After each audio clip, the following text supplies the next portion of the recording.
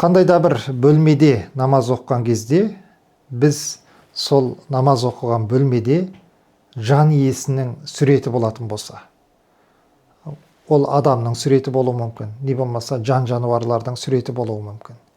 Және сол сурет біздің дәл алдымызда болса, не болмаса намаз оқып тұрған кезде оң жағымызда, не болмаса сол жағымызда болатын болса, онда сол бөлмеде біздің оқыған намазымыз мәкрух болады, яғни ұнамсыз іс жасаған боламыз. Егер де ол сурет біздің астымызда болатын болса, табанымыздың астында, не болмаса тура арт жағымызда тұратын болса, онда оның намазға әсері жоқ екен.